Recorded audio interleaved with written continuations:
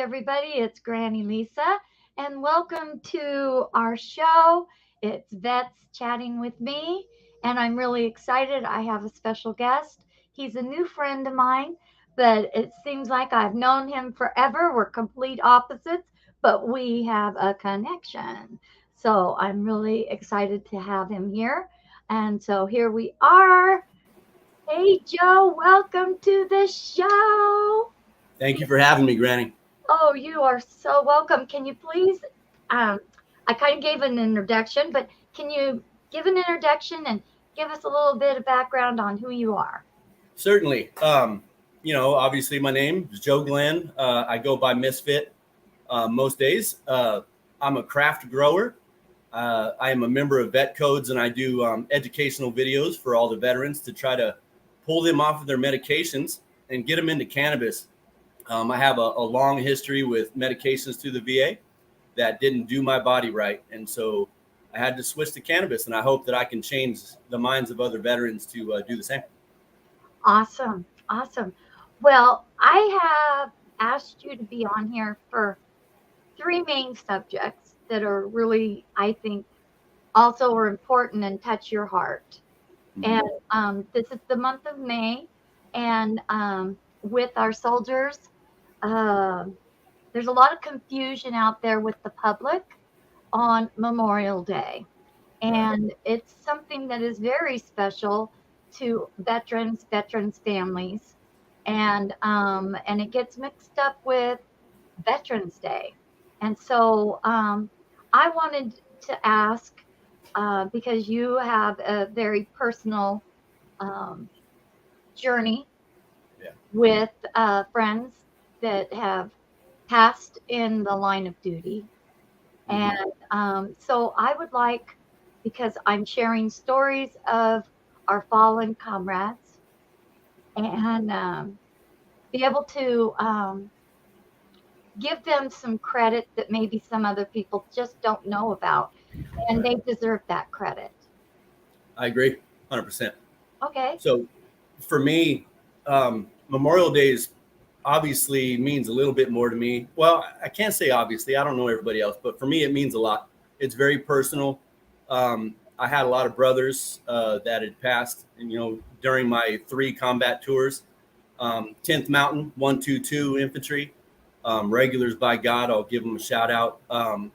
The unit has since been disbanded because our colors were too full. Apparently, that's what they told us. So they had to retire our colors, and now it's 132 in Fort Drum. And then after my two combat tours as an infantryman, I decided to become a medic because I had to make up for some stuff that didn't sit right with me, if that makes sense to you guys. And Yeah. so I became a medic and loved it, loved the job, but I lost a lot of people there too, and so every bit of combat I was in, I lost a lot of people. And so Memorial Day means to me, it's just about the remembrance of the brothers that I lost. And now I say that because that's all I was with was men. I didn't lose any female soldiers, thank goodness. But so that's why I say brothers. But I have a lot of sisters too. So I just wanted to clarify that. But Right. I understand. so I had, through my time out of service, a lot of people had thanked me for my service on Memorial Day. And that's my head was already thinking about my brothers, that had, passed, and thank them. So, I would tend to get a little bit upset, but now that it's happened more and I've thought about it more, it's not really that. I think it's just people don't necessarily understand. They just want to thank somebody or, be a part of it. And thank the people that passed on, the people that gave their ultimate sacrifice, the brothers and sisters out there that gave their life, along with your loved ones, moms, dads, sisters, brothers, friends. That's what Memorial Day is about. And just getting the opportunity to say that, on a platform means a lot to me because it's usually individual people that I speak to. And so Right. here we got a platform and hopefully they spread that word. Exactly. I think that it's important. Last Memorial Day, I had a lot of people that I found locally, personally, and I would share their stories, Sure. their names, uh, their rank. and what they did, and they died in the line of fire, Mhm. or I didn't go into great detail, but I would salute them and make sure that in some little way their families that are still around Right. had that little bit of, that's my dad, Hmm. you know? You Yes, know what, I can Granny? live without it, but that's my dad. Now that you said that, I'd like to take a little bit of time and I'd like to mention the four brothers that I lost that were EOD members. You mind if I do that real quick? I would love it. I have my drink Yeah. ready to salute, man. So, all right, first one is Sergeant First Class Romero. Now, the unit they were with, I don't remember the unit, but I just remember they were EOD. I was their medic. The day I didn't get to be with them because I had other duties as a medic, something very bad happened at the weapon cache that they were at. And so we lost everyone. And so Sergeant First Class Romero, Staff Sergeant Galewski, Staff Sergeant Craig, and Sergeant Moggins. Those are my four brothers that I lost. And I think about them every April 15th.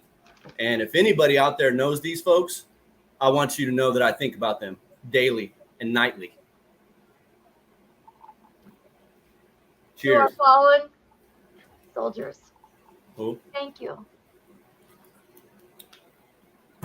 And there's many more. These are personal. Those are ones that you don't forget. Correct. Yes.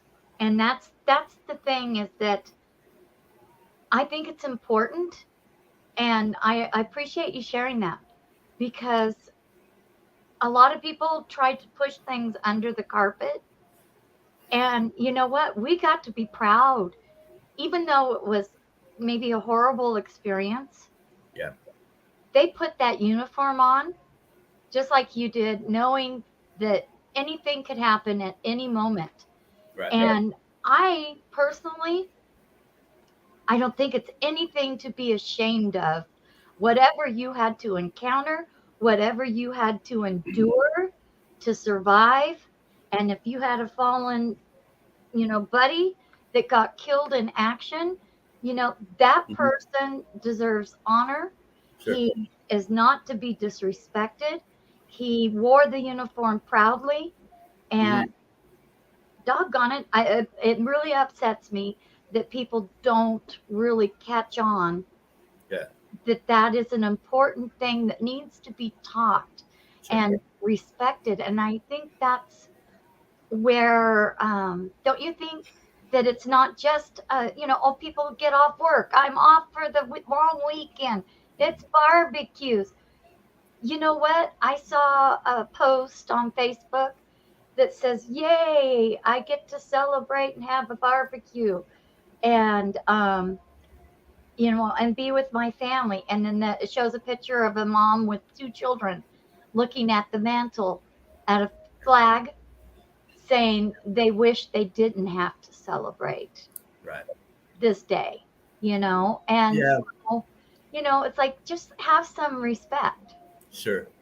I have no problem with people celebrating, Oh, having a yeah, barbecue. no, yeah, Um, and don't feel bad for me. I that was just my life, and you guys all have your own stories. It's not like that, but for me, I think the biggest thing to be taken out of this is, like, for me, I didn't talk much. I'd gotten out in '05, and well, we got several years in between then, and I didn't talk to anybody. And so it was becoming very obvious for me that talking about these things to other veteran groups, veterans in general, whether the severity matches or not, it's still, you're not alone. Okay, correct. people, you guys got to know that we've all lost some people, and we all think about these people. But if you're really down, get a hold of a brother or sister, talk to them. Yes. We don't need any more memorials. I promise No, you. no, You that is gotta so talk, true. folks. Gotta. Yes. And that's it. And I think that's what, with your podcast, you're reaching out to veterans Mm-hmm. and helping them in ways to cope Right. and have a better health Right. and not be so dependent on painkillers or Mm-hmm. what's the official word for Opioids and opioids? Thank you. narcotics and That's yeah. right. And Mm-hmm. or even being alcoholics Yep. or drug users. And I know they kind of pushed cannabis into being a drug, but They I do. don't Yeah. consider it that way. I think there's harsher drugs out there than that. There Uh, absolutely is. but um, I kind of got off on a tangent there. But I wanted to ask you if you if you could share. You said that when we were talking personally, that there was you did motorcycle groups and honoring memorials. You did the flag and things like that, and that there are a lot of organizations that can offer to help families Yes. that have loved ones that have passed. Yes. And how did that how did that affect you? I know the answer, but I guess twofold is, did it give you a sense of being able to give back a little bit in showing these unknown soldiers some relief to the family that they're respected in that way?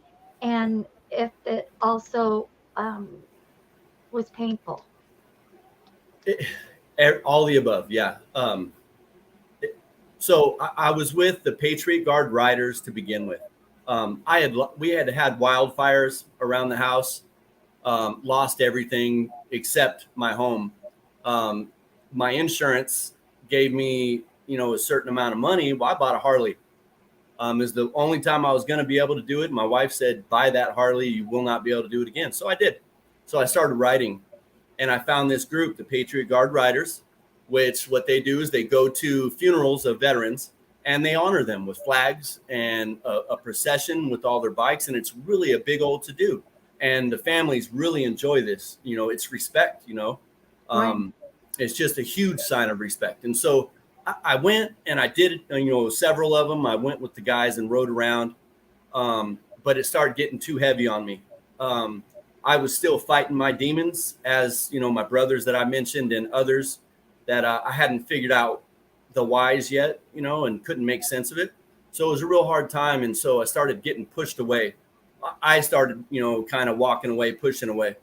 And so I joined another group called the Combat Veterans Motorcycle Association, or CVMA. Great bunch of people. Everybody that I met was a great bunch of people. All veterans in the CVMA, and you had to prove it, much like vet codes and other, boots to buds and stuff like that. But there was a lot of politics involved in the group. So that started irritating me and pushed me along to other groups. Don't need to get into that, but um, my aggression was lifted through the riding groups, and I started wanting to reach out and be that 21-year-old infantryman again, and realized that that's not my place. That I don't need to be there, and so I backed out and started riding solo. And but all the stuff that we used to do, going to the toy runs and the going to old folks' homes and visiting. Oh, wow. Yeah, we would just go and just sit with them and bring them gifts and take pictures with them. It was awesome. Sit with them while they ate. They absolutely enjoyed the crap out of that. And it made me feel good to sit with another grandma and just feel like I was sitting with my own. Exactly. Um, but yeah, there was a lot of good times, but it turned out that it was just too much for me. And so I went to my property and sat in my 10 acres and never left. Um, it was just how it went down for me. It was best too. But now that I am starting to make sense of everything, I'm ready to talk and help, and so never know. I might be riding with them again. You never know.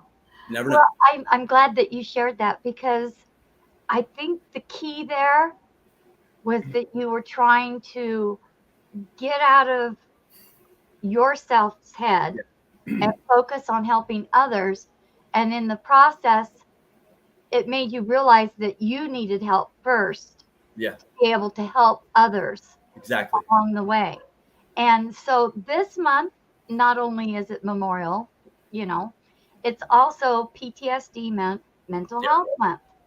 And so you mentioned already that that you have PTSD, and Severe. I I don't know what other depression or anything like that, but your journey was starting from your home and getting help through the VA. Um, so my journey as far as my health, as far as PTSD, Yes, your I mental mean, well, that was a, I mean, I could start off by telling you how it all happened. I mean, 92, Somalia. I don't need to really say much more if you've read Black Hawk Down. Haiti, that was a shit show. And then Afghanistan, where I got really hurt, you know. So I have had PTSD since 92. Didn't realize it. It wasn't even a thing. But nighttime and waking up in the morning and discussing what went down with my wife, it was obvious that I have a problem. Like there's something bothering me. And so, of course, just like a normal hard-headed man, I let it go for many years, many years. And so I hit a point when I was retired now and on all these meds, I literally forgot one pill. My wife would set up my whole kit and I would take a handful of pills 3 times a day, 23 pills, 23 pills between psych meds, what I call my chill pills, which is Xanax and stuff like that, my sleeping pills at night, my hydrocodone, my morphine, my all the stuff for my nerve pains, you name it, I was taking it. And because they told me to. So um, after my wife had forgotten a pill, and it was one of my psych ones that was just setting me in a chair. I was catatose. I didn't speak. I didn't say I love you to nobody. I didn't hug anybody. I didn't eat with anybody. I didn't even eat. And so one day I just was sitting there on the couch and I heard my teenage sons arguing with their mother. And one of them said some smart ass comment and it snapped me out of it. And I turned my head and I said, "What the fuck did you just say?" And everybody looked at me like, "Oh my God, Dad just talked." It had been years. And so from that moment on, I realized these pills were changing me. And so I started slowly moving down, and it took several years, 6 to 7 maybe. And finally got off all my stuff after I found out I had opiate and narcotic bowel syndrome. Damn near died. After that, went to cannabis, and my kids actually rolled me my first joint. Aw, Yeah. because they had your dad, they had their dad back. Yeah. And I mean, I was completely against cannabis. I mean, like I was straight laced. I was a soldier, a very professional soldier, a leader of soldiers, right? And I took that very seriously. And so I was always yelling at them, "No, get that stuff out of my house." They was in trouble on restriction, blah, blah, blah. Well, one day I just told them, "Go roll me a joint."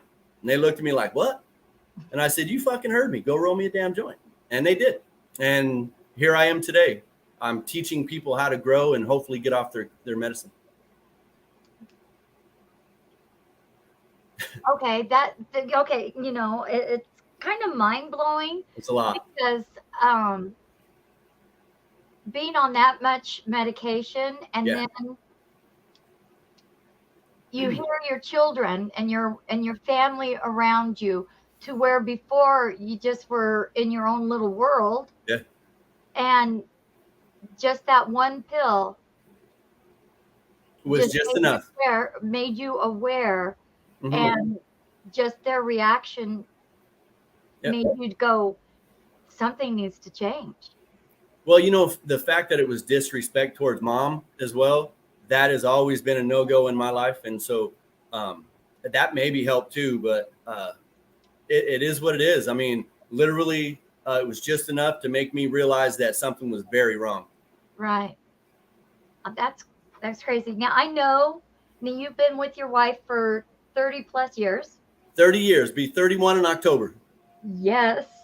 And I refer to her because she is a combat wife. She She has is. walked the trenches with you from the very beginning. She did.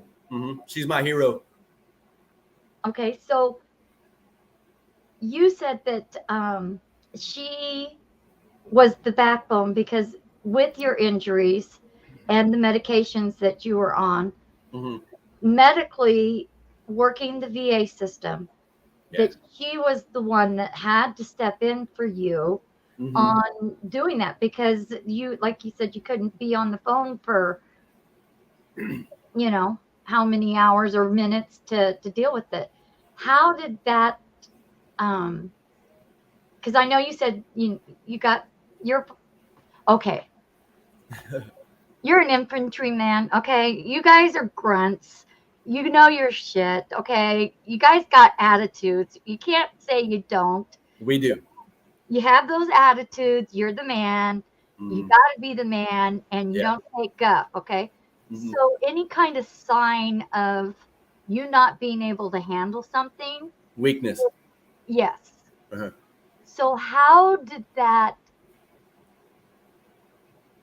you now can say that that's a hero, but in the beginning, how did your wife convince you? Or did you just say, I just give up and here? No, I never gave up. Um, I was, I don't know, I've always been a fighter. Yeah. Clearly, yes, as an infantryman, um, yeah, I believe I can do anything. Hmm. They helped me realize my potential. Yep. I have done things that I didn't think were possible, and I'm just a little guy. Um, and everybody out there, I can't say everybody, some people out there know our bodies have been put through some shit that we did not expect we would be able to do. And so, yeah, I had a lot of attitude. You couldn't convince me I couldn't do it. And they called me cocky. I was an asshole, Um, All the great skills you needed. yeah, exactly, to survive. And Yes. so I did, but when I when I got hurt, like at the moment I got hurt, when I woke back up, I got up and did my job. Um, I didn't tell anybody, which they knew, but here all they know now is Sergeant Glenn's next to him again. All right, cool, let's get back to work, right? So I didn't tell anybody. Being a medic, I started self medicating. I knew what I needed, and I needed to be numb to this because we still had a war to fight, and a bad medic is not a good medic, and I wasn't going to be that guy. Right. And that's my hard headedness. I should have taken care of it. Um, However, when I realized that I was no longer the man I used to be, I say that lightly, because my mind is shit. I can't even say that. But once Yeah. I realized, that I'm different. Yeah, it was real painful. It was real hard to take. Like now I have to tell myself I can't. Hmm. But my wife, she was like, I guess in the beginning, before I was even a combat veteran, we were a team. I taught her things, because I knew I was going to leave. I taught her how to change a tire, how to change her oil, how to be a constructive human being, because I wasn't going to be there, and there was a real good possibility I wasn't going to come back. And we had children, so by me helping my wife learn these skills, she she didn't need me. She didn't need me. She wanted me, and so she was there for me from the get. And like I said, she's my hero. She didn't need me, she wanted me, and so that's what makes the difference. Right. hmm So she stepped in because she seen the struggle, hmm Oh and, yeah. and so she took care of that end of it while you took care of the other end. Because you were busy working on self.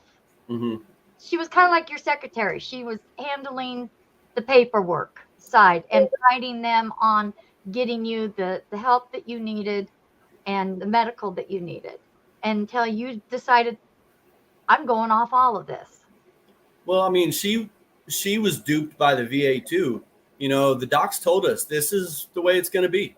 He's going to be just sitting there in that chair and not moving.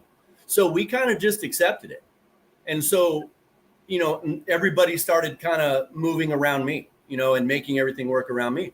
But once that one time happened where we realized that there was a hope, she started pushing me. Now, I didn't always want to get better. There's times when, I wanted to quit too. There's a lot of people that want to quit, but the difference is I didn't. And I never will. Now, I wanted to at the moment, but now I know I'm so glad I didn't quit. That goes right along with this whole month, Memorial Day and PTSD awareness. I ain't quitting. And I don't want any of my brothers and sisters or anyone else to quit. There's more to be had. I promise you. There is. What do you think about the VA in helping soldiers? The numbers changed from 22 to 44 now. What do you think? Being a veteran, you were an NCO. You took care of soldiers underneath you. Took care of them literally in every way. Mm-hmm. What do you think the VA needs to do more of, or as veterans in our own community need to step up to change this? Because I feel like us veterans are the only ones that are going to be able to push change. I agree. As far as the VA, I think the biggest and most important thing they need to change, I don't know how they can do it, but make their employees care. They don't care. They literally will be rude to you. And I know everyone listening, they're shaking their head. Yes, they're all going to be rude. They're going to have bad days, and they're going to try to take them out on a veteran. Okay. Don't come at me. That's why the cops follow me around every time I go in the VA. Don't come at me with attitude, because I don't need it. I promise you, I got enough. That's the problem with the VA that I know is it's not a welcoming environment, at least around here in Oklahoma. Okay. Mm-hmm. I'll give it that. And I'm sure that there's exceptions. But for me, it seemed like everybody was just rude and didn't want to be there. Well, that doesn't make you feel very good, No. And then what was the other part? The VA, and then what? As veterans, as a community, now, what can we do to help? What do you think? I mean, I know that's a big question. It is. But I think that if you could break it down to maybe just one thing that you've had friends that have taken that road. Mm-hmm. What do you think might have made a difference if a veteran had maybe be able to step in or something? You know what I mean? That as a community that could have said, oh, this is my friend. He's a veteran. He's really having a tough time. What can I do to help him? Because I understand. I think one of the most important things is to check your brothers and sisters. We need that kind of community. We all have something in common. It's not like we're all strangers, that much. I mean, I didn't know you 3 days ago, Granny, but you got to understand that we're all kind of, have the same idea. And so talk to your brothers and your sisters, like if you're sitting there Tuesday morning and you're like, hey, how's Keith doing? Let me call him. It might just be the thing he needed that morning. I've done it with my brothers. I've done it to many of my brothers.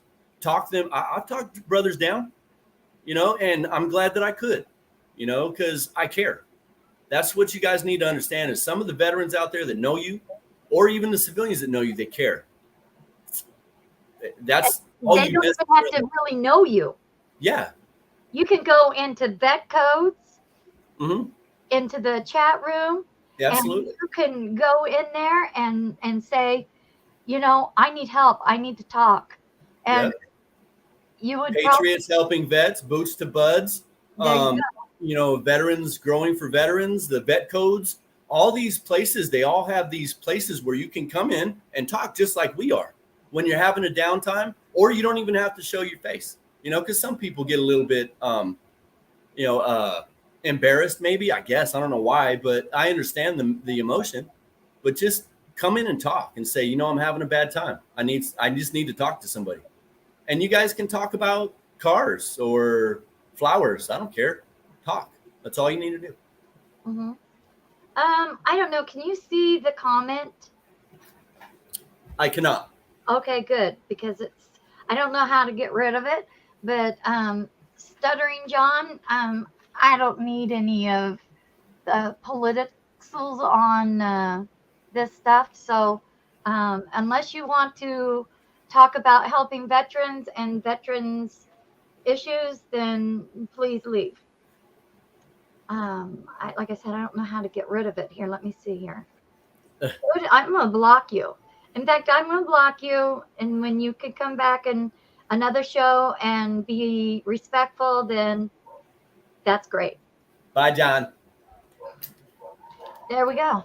All I had to do was look. Sorry about that, but sometimes you just got to stand up. Oh, arrest Trump and the veterans will be taken care of. Oh. That's at least a little bit different. Now, I thought I blocked him, so I don't know how it came back.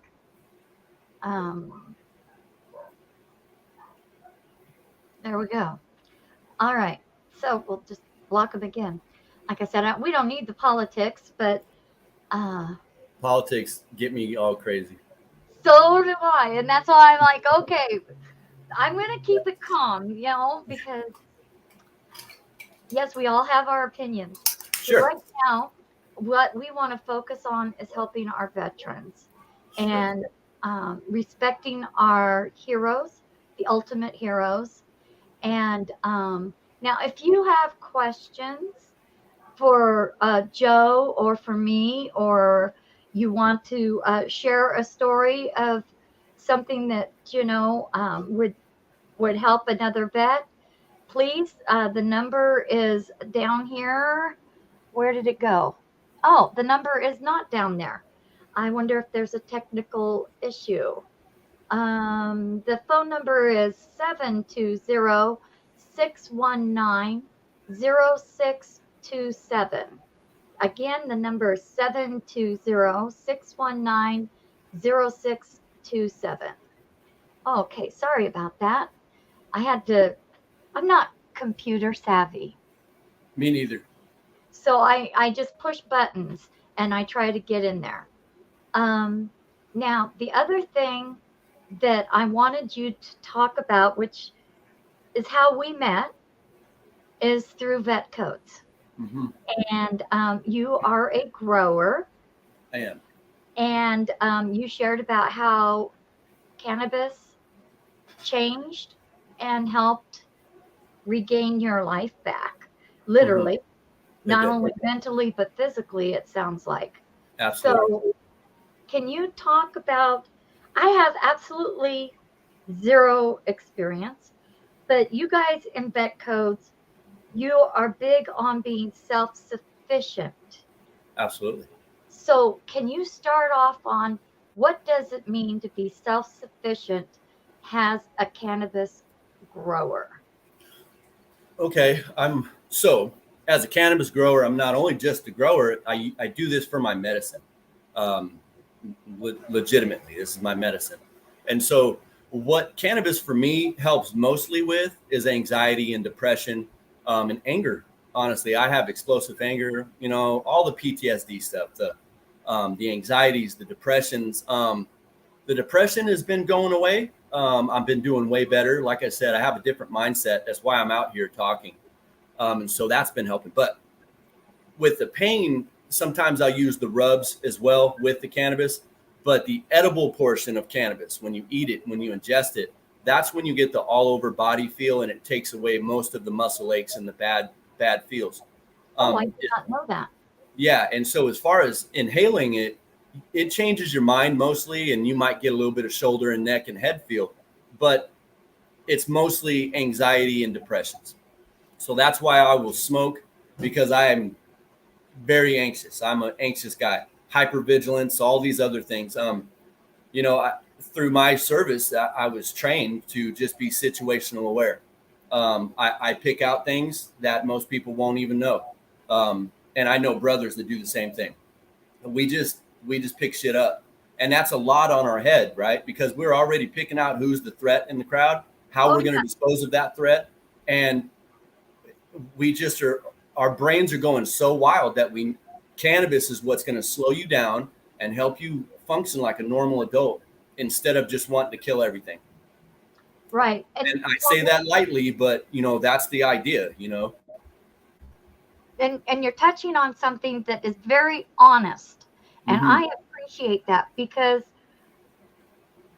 people have this idea that, oh, they just want to escape from their trauma.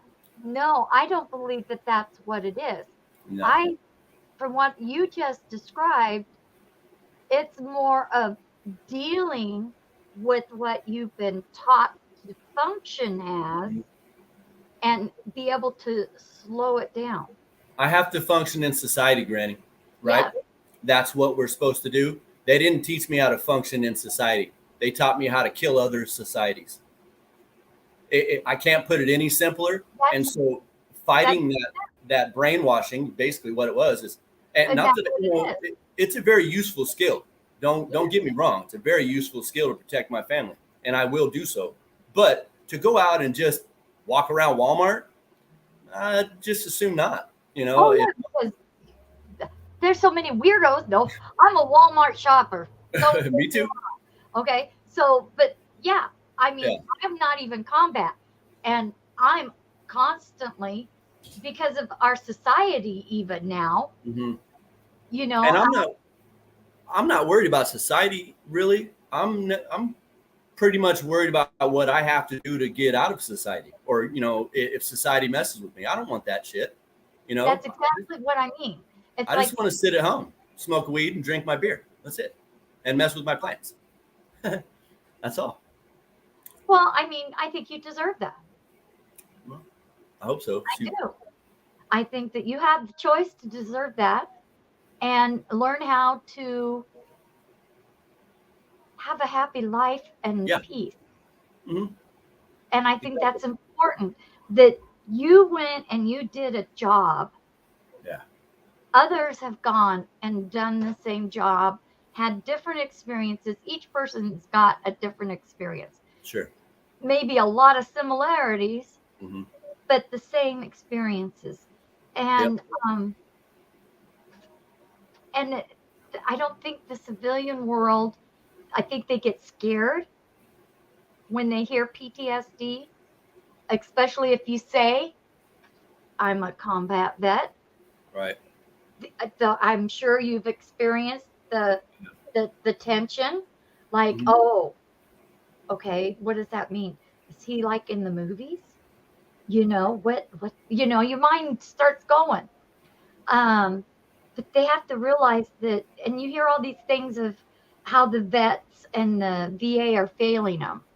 And so I think that having an another avenue so that you're not in a failing relationship with the VA Right. or one that's going to end up where you're comatose and you just exist. How can that not be approved? And I think it's not approved everywhere. No, there's a lot of stipulations about cannabis altogether. The first being federally not legal. Why would they? The pharmaceutical companies are running the government. Why would the pharmaceutical companies want you to go grow your own medicine? Then they ain't going to get paid. Oh It's yeah. not rocket science. It's people with money are controlling things. It's that easy. That's why I grow Agreed. my own in Oklahoma. Now you cannot sell it, No. but you can grow it. Yep. And so what you do to help other vets is if they're trying to learn, Yep. then you would be the guy that I would get in touch with Yep. and say, okay, I put the dirt, in the pot. I Hmm. put a seed in. I watered it. Now what? Exactly. And so I actually do videos, and they're posted to Vet Codes and my YouTube page, um, literally talking about little things like whether how to soak a seed first. You got to soak them for like 24 hours and make sure they sink. That way they've absorbed moisture and your shell has been softened. Then you put them in the soil, or you can put them in paper towels. Yeah, so I explain all that stuff in Really? detail. I didn't know Yeah. that either. Sure do. Yep. And if one on one, that would be a little bit more difficult, but it can happen. I can make that happen eventually. Sure. Yeah. But I mean, they could come into vet codes and say, "Hey, Joe, I'm having trouble. Yeah. I see that you guys, I mean, I observe and I've asked questions, but I mean, there's equipment that it seems very technical if you Mhm. really want to have good stuff. Well, let's be clear here. The market out there for cannabis stuff is through the roof. Um, Back in the 70s, people would grow a plant in their closet with a light bulb. Okay. And they actually got product out of it. So you can do minimal stuff and have minimal product or the end result flower or cannabis, or you can do a little bit more, spend a little bit more money, get more lighting, get more stuff, and have a bigger yield.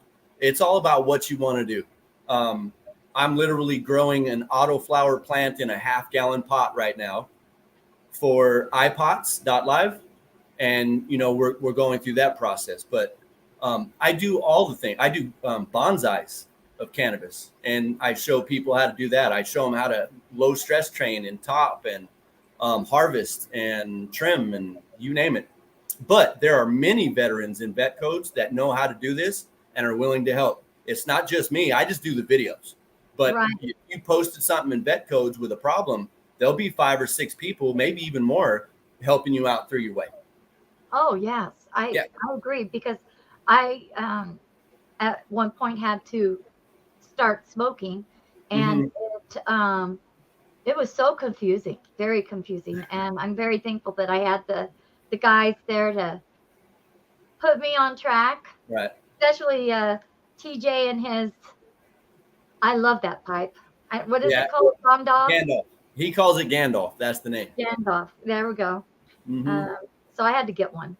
Well, and don't forget, vet codes will send you free seeds every Monday, Wednesday, and Friday. We give seed giveaways. That's right. Would you Hmm. please explain on how does a person go about to join Vetcoats? Because you do have to prove that you are a veteran. Yep. You have to prove, like, I think there's the VA card is acceptable, a military ID or a DD 214. It's a simple process. Don't get scared over it. It's all you got to do is just prove that you were in service, and then you're welcomed into the group, brother and sister. That's it. Yep. And then, like you said, they do the lives. I Yep. tell you, they give out so much stuff. Thousands and thousands of seeds. We have like over 200 sponsors, I believe, right now, with discounts on all of their stuff.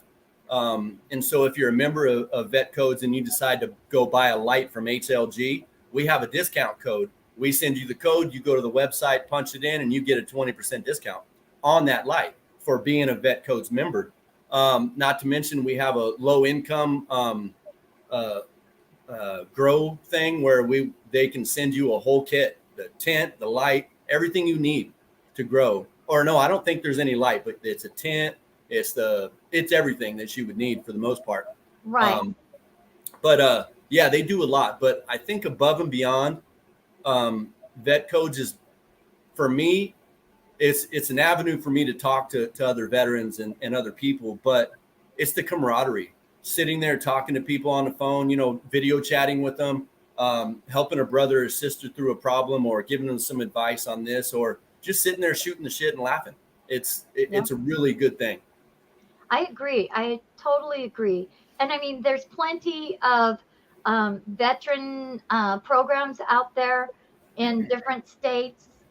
You can hook it up.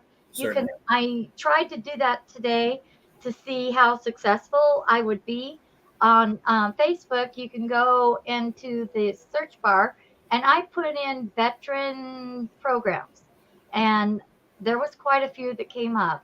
Nice. And so, you know, I would suggest that if you are not hooked up into any kind of veteran group, do it because they will give you just what Joe said, Yeah. that that connection, because Mm-hmm. that's what we did, and we were a group, we were a unit, we were. You said it yesterday. Well, you have camaraderie. This is what we were. This is what we miss, or at least this is what I miss, Yeah, was the brotherhood, the sisterhood. exactly. You Hmm. know, just being. You guys had. I mean, we counted on each other so deeply. You Hmm. know, I mean, life and death. We counted on each other. That means something to me, and Yeah, I needed it again. I craved it, but now it'll never be the same. Don't get me wrong, but it is similar, very yeah, similar, and it makes you feel like you have your brothers and sisters again. right. Because you. That's what they did. They took an individual Mm-hmm. and made a group, a Yeah, unit, to work together to accomplish the goal of whatever was needed at that time. and for me, I went through basic in what they called a cohort unit, and so my whole basic training went to Fort Drum at 122 at the same, all together. So we went through training through Fort Drum, Somalia, Haiti, the whole tour, all as the same group. And so Oh, we wow. were very tight people. Hmm. Oh, wow. I did not know that. Yeah. And Wow. they did that cohort deal a lot. I don't know anybody else besides my cohort team, but That was a usual way of doing it, huh? yeah, it sure was. But it really built a brotherhood above and beyond. You know, Goodness, I did not know that. I was in 80 and I was in the first co ed basic training. nice. Uh, well, it was certainly eye opening. I bet. Uh, I certainly didn't expect a lot of those 18-year-old boys to be crying in basic. Oh yeah, there's a Uh, lot of yeah, that. Mhm. so that was a little shocking. And our drill sergeant, he was a Vietnam vet, Mhm. so he was quite harsh, Yeah, but I appreciated that because that was really nothing compared to anything else. right. But yeah, it was interesting. I don't know. I think that that was probably the last of the co-eds because I haven't heard anybody else say that they've been co-ed basic. But Well, and the medics, yeah, we had females. no, Mhm. no, I meant through basic training. Oh, yeah. Well, I mean, because I went through AIT, I had to reclass, because I was Oh, infantry, AIT, yeah, and so we had them there too. yeah. I think that's with everybody, and depending Sure. on the MOS that you're taking. Yeah. But Hmm. but the basic part, yeah, we were the first group to try it. That sucks. It was interesting. And then the ones that didn't cry, and if the girls did better than them, I mean, so it was an adjustment. Good stuff. Yeah, it You was. were I was breaking brush. excited. We would say breaking brush. You were, making your own path. That's what's up. It, hey, and I bet you would to do. If they called you right now, said we need you, I'd tell them to pound salt. you would. Yeah. You wouldn't go in even if you had No. to teach Where them. were they for the last 30 years? So Really? yeah, I mean, now don't come at me, kind of thing. Like, don't come here, but I ain't going to fight your war anymore. I did my time. Yeah. Did my time. Now, have I not been upset about certain things that have happened? Absolutely. Yeah. Absolutely. And would have gone over there then, but now, right now, today, no way. Done. Mhm. Yeah, it has changed a lot. Mm-hmm. But see, these are those things, I'm getting rid of that whole thing they taught me, like you answer the call, no, I don't Yeah, have to answer your call anymore. Sure don't. that's interesting. And you ain't going to make me. That is interesting because you remember when you were talking about that Vietnam vet that Mm-hmm. you were saying thank you for your service? Yep. And go ahead and tell what He, happened. so I was out with CVMA or the Patriot Guard Riders, and I saw a Vietnam veteran on a bike, and we were at the gas station or whatever. I walked over to him just out of the blue and said, "Thank you for your service, sir." And he looked at me and said, "Don't thank me for my service. It's a little too late for that." And I was like, "Whoa, okay." I mean, he was mad too. The Vietnam vets got treated real dirty. Now I was trying to give him some respect, but he was still had a bad taste in his mouth about it, and that's okay. I respect that, but I still told him, "Well, thank you anyway, and hope you have a better day." And just went on about my business. But there's a lot of negativity out there with a lot of veterans. Now, I am uber proud of my service. There you Wish go. I was still going, yes, but if they called me up and wanted me to go into some bullshit right now, I know better, and I'm good. I'll pass. That's cool. Mm-hmm. That's actually very insightful. Mm-hmm. Well, if you pay attention, I mean, I still have brothers in the military, and I know things, I hear things. That is not for me. It is not my army anymore. I can promise you.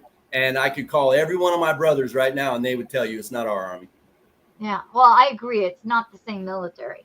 No. I do agree. And it makes me sad because what are they, our future soldiers, what are they going to come back with? How are we going to help them? I don't know. We got to be there. That's all there is to it. I know that for sure. Yeah. Yep. You threw me for a loop on that one, I have to say. I knew it would.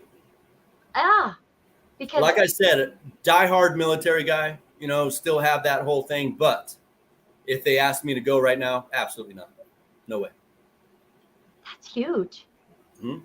Well, I needed them, and they booted my ass. And so got a little bit of a bad taste in my mouth about that too. Yeah.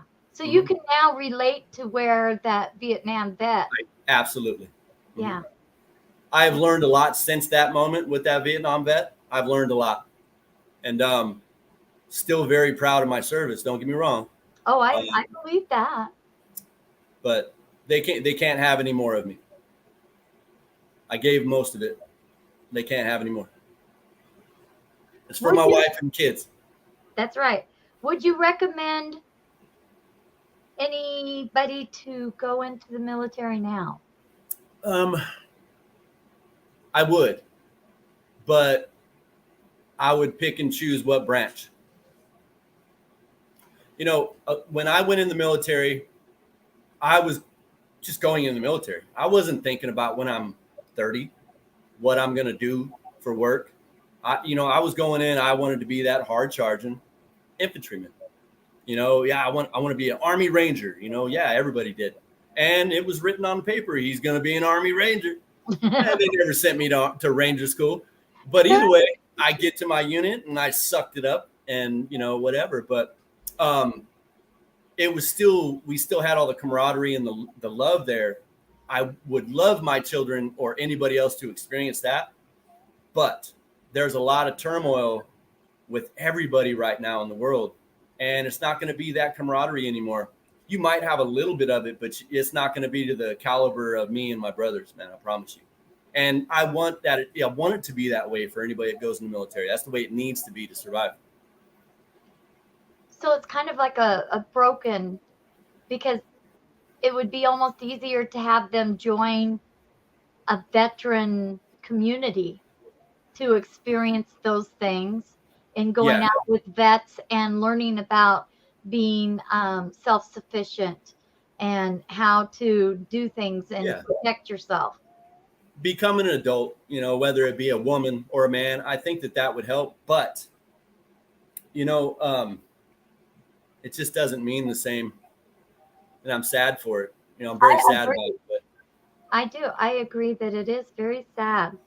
But they can go out there. They can go out there and be hard charging soldiers. Go out there and you make that difference, right? But understand that chances are you're going to be doing it alone. That's what I've seen, and I hope I'm wrong about that, but that's what I've seen. Yeah. Yeah. The woke generation, I suppose, is what it's called. I guess. I don't know. Yeah. I think there was a lot of lackadaisical stuff that happened in the military to coddle certain Yeah. ideas. Listen, if you stub your toe, you better keep moving because everybody in front of you and behind you is counting on you. Well, people want to sit down and take a timeout. That's unacceptable. You don't take timeouts in war. Mhm. What are you thinking? And so they started coddling, and here we are now. It's weak, and the it seems as though the world is laughing at us, and that pisses me off real well. Yeah, I agree. Well, you know what, Joe? I don't want to start crying, and it's not sad tears that I feel inside me. They're actually very proud tears Okay. because for you to say those things shows me a tremendous growth Mm-hmm. just on accepting Yeah. and being able to realize that teaching that we learned Mm-hmm. to release it. I'm not saying it's easy. Well, no, but I mean, I'm very proud of you to be able to say it Mm-hmm. because that's huge. Because I think it's important that our soldiers can voice that things are not the same and that it isn't, and that's the truth. And so we have to be prepared for the future Yeah. because it's on our shoulders. Well, it's more on your shoulders than it is mine. That's why I'm moving with it. Yeah, I know. I'm aware. And you know what? They will too. They'll understand as they come up in the game, all Yeah, the youngins. yeah, But yeah, it's that time. You got to move forward because if you don't, nobody's gonna. yeah. So, All righty. Well, we need to close up. We got 4 minutes here. Actually, I right. don't know. It says, yeah. Anyway, I want to say thank you so much. I really do appreciate you coming on and sharing your stories, the positives, the strong words that need to be heard, Mm-hmm. and more importantly, the hope. Hell yeah. There's always hope. There's always Always. hope, and that there's ways to get help. You're Yes. not alone. And so, if you guys want to go ahead and reach out to Vet Codes, Joe is just one of many veterans there that are wonderful, and I totally support the vision of Vet Codes. They've helped me, and I know that they've helped many others. He Yes. also does a podcast on Tuesdays, Tuesdays and Thursdays. Tuesdays and Thursdays. Mm-hmm. So thank you again, and I'll see you on the other side. Thank you so much, Granny. I Okay, appreciate it. you're Bye, welcome. everybody. Bye bye. All right, everybody. Thank you so much. Please stay tuned. We have another veteran show at 4 o'clock, and I understand that it is a wonderful show. And so I appreciate you being here and sharing with us. And have a great day. And remember, you're not alone. Reach out, join some veteran communities. There's hundreds of them out there. Find your fit and enjoy your rest of the evening. Thank you.